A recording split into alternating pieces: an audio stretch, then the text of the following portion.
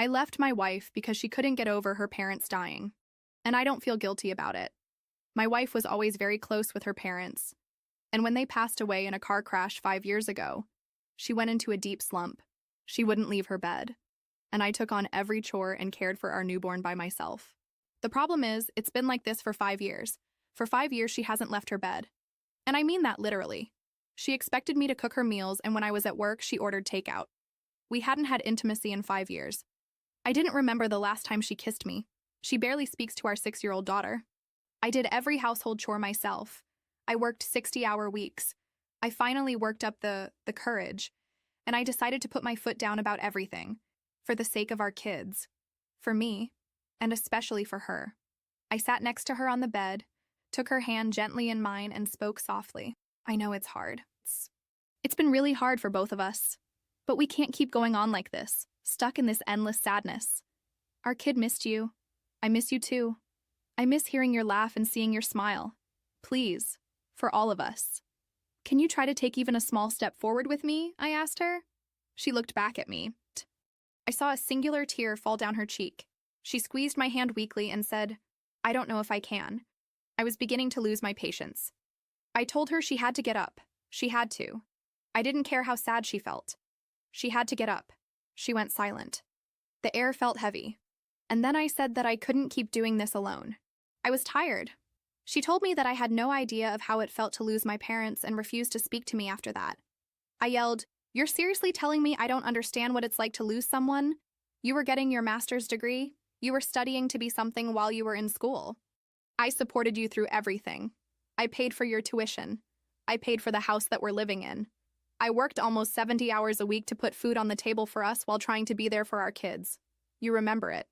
During that time, Andrew died. My own brother and I couldn't even attend his funeral because I had to work to put food on our table. When Drew died, I didn't have time to mope around and stay in the bed every day. I had to get up and work even harder for you. For us. I was still here for you. When you decided to leave school in the middle of the semester, I still paid for the full class. When you needed therapy, I paid for it. Whenever you needed a shoulder to cry on or someone to be strong for you, I did it. I was there. I was depressed, Kaylee. I didn't want to get out of bed in the morning. I didn't want to be the only one taking care of Connor, taking him to school every day before I work a 10-hour shift, and not being able to greet him as he gets off the bus. I'm not trying to invalidate your feelings, but after 5 years of grieving, I am tired. Kaylee didn't say anything. She just looked at me. I asked her if she had anything to say, and she stayed silent. This infuriated me because it felt like I was talking to a brick wall. I woke Connor up, and I left the house for the night and got a hotel. I needed some space away. On the drive there, Connor asked me why Mom wasn't coming with us, and I told him that she would rather stay in the bed because she needed some rest. After we left, she kept calling me and texting me. I texted her back that I would see her in the morning, and she sent a text to come back home that instant. But I needed some space from her. I turned my phone on Do Not Disturb, put Connor to bed, and got his clothes ready for school the next morning. While he was asleep, I started writing a letter to give to Kaylee. The next morning, I woke up Connor and drove him to school. Since our home was in between his school and my job, I stopped by the house and dropped off the letter. In it, I told Kaylee how much I loved her and wanted the best for her. I told her again everything that I said the night before, how I was tired and couldn't keep working 50, 60-hour weeks to support our family. While I was the only one taking care of Connor, I was also the only one keeping up with the house, and it was starting to get worse. Clothes and dishes would often pile up in the sink and would still be there when I got home. The rooms were messy if I didn't straighten them up. And you can forget about dusting. After 5 years of keeping this up, I was getting burned out. At the end of the letter, I told her that if she couldn't help me with anything or get out the bed for herself, then I would have to get a divorce. I left the letter on the kitchen counter before work. I would normally buy her breakfast or cook her breakfast, but I didn't have the time that morning, so I knew she would come downstairs and see it. Around 11 while I was at work, Kaylee called me and was yelling on the phone. She asked me how I could treat her like that after she lost both of her parents. She said, now I'm making her lose her family. I said that it wasn't the best time to talk about this and that we could talk when I got home. When I got home that night, I was greeted at the door by Kaylee.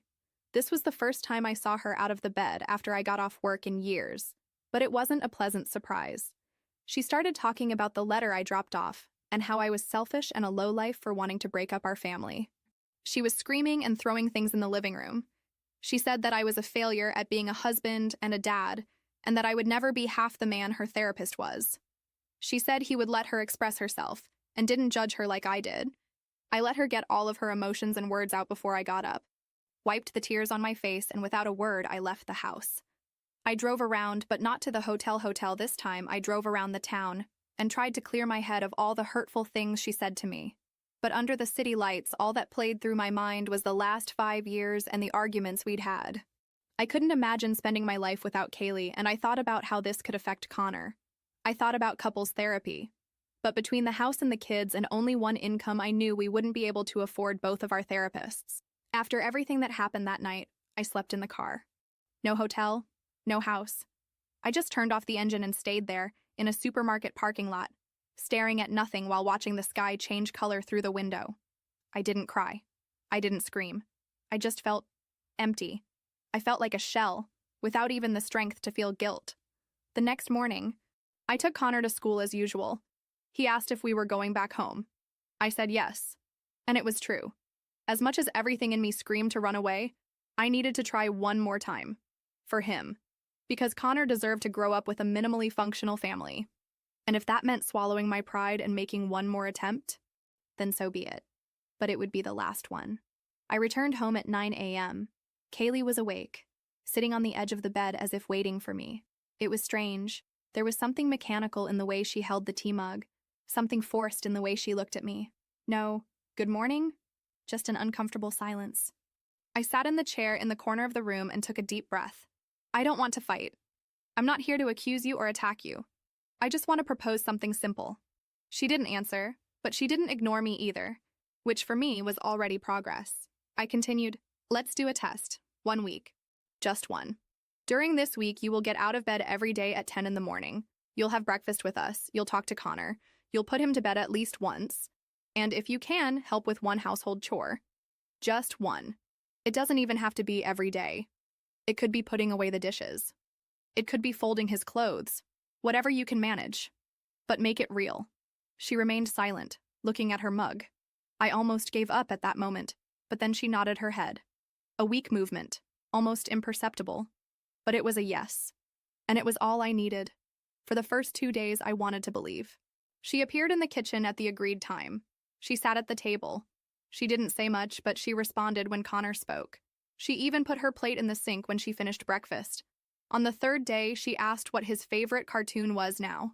I almost cried. I wanted so badly to believe that this was the turning point. That finally, after 5 years of grief and emptiness, she was trying. Really trying. But it only took the 4th day for everything to fall apart. I woke up and Kaylee wasn't in the kitchen. I went to the bedroom. She was still in bed, eyes open, staring at the ceiling. I asked if she was okay. She said yes. She was just tired. On the 5th day, she didn't even respond. On the 6th, she ordered food on her phone before I got home, even with dinner ready on the table. On the 7th, she slept all day. And she didn't even bother to justify it. On the 8th day, when the week of the agreement ended, I entered the room already knowing what I would find. The dishes she should have put away? Still in the dish rack since Tuesday. The laundry basket? Forgotten in the hallway. And her, motionless, the same as always. Kaylee, I said, stopping at the door. This was your chance. You said you would try. She didn't look at me. She just murmured, I did try. You tried? I asked, holding back the lump in my throat. You got up for 2 days. And you spent the other 5 pretending you couldn't hear Connor calling for you. You didn't try. You acted. And only because you were afraid of divorce. She then turned slowly, and for the first time in days, looked at me. The look wasn't one of sadness, nor anger. It was indifference. And what if it was? She replied, coldly. You were going to leave me anyway. That phrase tore me apart, because deep down, maybe it was true. Maybe I had already decided to leave even before proposing that last attempt.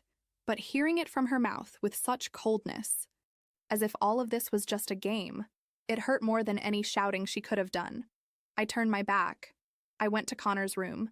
He was drawing alone. A little house with 3 stick figures.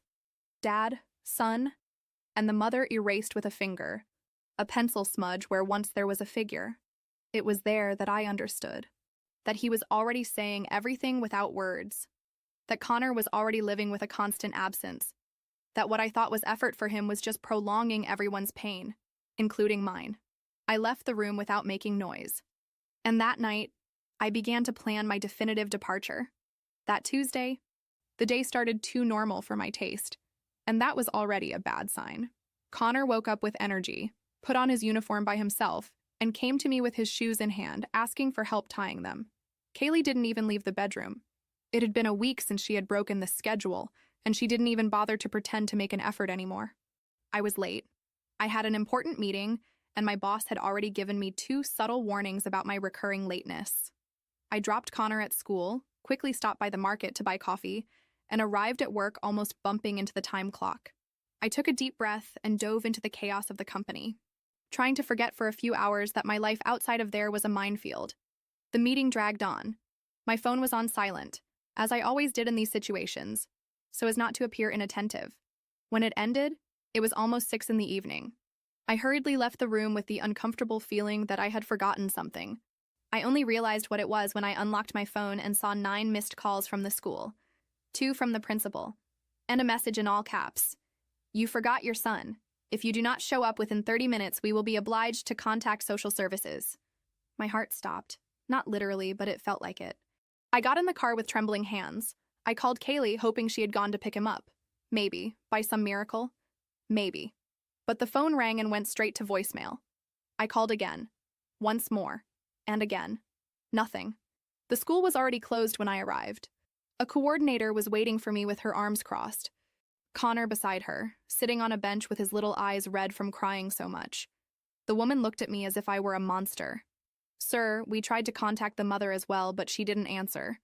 We had to activate the protocol. A representative from Child Protective Services has already been notified." I apologized 1,000 times. I took Connor in my arms and hugged him tightly, as if that could erase the abandonment he felt for almost 2 hours. He forgave me immediately, as only children do. He said he understood and that the school lady stayed with him and even gave him cookies. But I knew. I saw it in his eyes. That would leave a mark. When I got home, Kaylee was in the bedroom, lying down, looking at the ceiling, the same position as always. The phone on the nightstand, screen facing down. I entered like a hurricane. "You didn't even see that the school called? You didn't even bother to get up?" She blinked slowly, without any hurry. "I had a headache." "A headache? Kaylee, the school called 10 times. Connor was waiting for more than an hour alone. Social services were notified. Do you understand what that means?" She then got up slowly, with a tranquility that turned my stomach. She crossed her arms and said disdainfully, "You didn't have to forget about him. That's your job, remember?" "My job? You're his mother. Do you think it's normal not to get out of bed or even answer the phone when your son might be in danger?" "Oh, of course. Now everything is my fault. You want to paint me as a monster just to have a clean reason to leave me? But it won't be that easy. This isn't about leaving you, Kaylee. It's about Connor. He's suffering. You're too blind in your pain to realize what you're doing to him. To us. This isn't grief anymore. It's neglect." She then walked up to me, eyes wide and voice trembling with anger. "You think you can judge me? You have no idea what it's like to lose everything at once. I lost my parents, my foundations. I died with them. Don't you understand?" "I do understand, because I lost too. I lost my brother. I lost my marriage. I lost the woman you were. And I'm about to lose my son because you can't get out of the damn bed." She then took a step back, took a deep breath, and said something that chilled me. "If you try to take Connor from me, I swear I'll fight to the end. I'll ask for custody, and I'll use everything I have, my diagnosis, my history, my consultations, to show that the problem here is you. You're threatening to take Connor from me? After everything I've done? After 5 years of playing both father and mother alone? You want war? You'll have it." I stood still. My throat locked. She was serious. For the first time in years, I saw energy in her eyes. But it was anger, not hope. It was as if I were the enemy. As if she had woken up not to rebuild, but to destroy. I went up to Connor's room and closed the door. He was sleeping, clutching the old teddy bear my mother had given him when he was born. I sat on the floor and began to cry softly, not knowing what hurt more, the fear of losing him or the guilt for not having done this before. That night, I made my decision. The next morning, after a sleepless night full of voices in my head repeating everything Kaylee had said, I did what I should have done a long time ago. I waited for Connor to go to school and went straight to the law office that a friend had recommended to me months ago. At the time, I didn't have the courage. Now, it was this or lose my son. The lawyer listened to me carefully. She didn't interrupt, didn't judge me. She just took notes while I explained the last 5 years of my life, how Kaylee had spent all this time without getting out of bed, how I took care of everything alone, how she showed no affection for our son, and about the incident at school that involved social services. When I finished, she took a deep breath and said, "This won't be easy. The mother has legal advantages in disputes like this, especially if she can justify her inertia with medical reports. But you have history, you have evidence, and you have the truth, and that matters." We started the process the same day. I gathered medical receipts, old photos of the state of the house, ignored messages, school records, reports from the pediatrician, and even notes from Connor himself that he wrote and left in the hallway outside his mother's room.